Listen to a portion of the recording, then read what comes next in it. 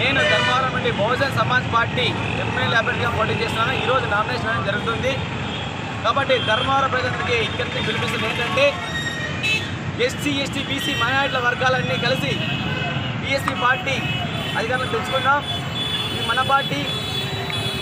మనం 80% ఉన్నాం, కానీ 20%, 15% ఉన్న అగ్రకులాలు మాత్రమే అధికారాన్ని నిర్వహిస్తున్నాయి. మన రాష్ట్రంలో కేవలం 2 కులాల పాలన జరుగుతోంది. 2 కులాల పాలన వెళ్ళి బహుజన కులాల పాలన రావాలనే ధ్యేయంతో మేరంజీ మాయావతి గారు మాకు పిలుపునిచ్చారు. నాకు ఈ అవకాశం ఇచ్చినందుకు రాష్ట్ర అధ్యక్ష పరంజ్యోతి గారికి ధన్యవాదాలు జరుపుకుంటూ, ముఖ్యంగా ధర్మవరంలో జనరల్ స్థానంలో ఒక దళిత పోటీ చేస్తున్నాడు. అంటే ఇప్పుడు రాజకీయ పార్టీలు ఎలా ఉన్నాయంటే ధర్మవరంలో జనరల్లో పోటీ చేయడం, దళితులు పోటీ చేయడమే వాళ్ళకి ఇష్టం లేదు. దళితులంటే కేవలం రిజర్వేషన్కి పరిమితం కాదు, అంబేద్కర్ రాజ్యాంగం రిజర్వేషన్లో కల్పించడం కాబట్టి మనకు అక్కడ పోటీ చేస్తున్నారు. ఏక పార్టీ కూడా జనరల్లో ఏక దళితులకు అవకాశం కల్పించలేరు.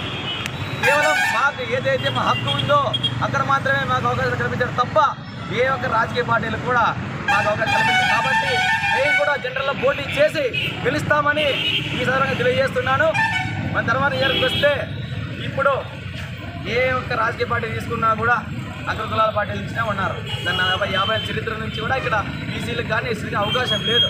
కాబట్టి మనలో చైతన్యం వచ్చింది. అంబేద్కర్ గారి సిద్ధాంతాలు ప్రతి ఒక్కరికి తెలియజేశాయి. కాబట్టి ఎస్సీ ఎస్టీ బీసీ మైనారిటీ వర్గాల సహకారంతో నేను 2024 ఎమ్మెల్యే అభ్యర్థిగా గెలుపొందుతానని తెలియజేస్తున్నాను. జై బీఎస్, జై భారత్, జై బీఎస్పీ.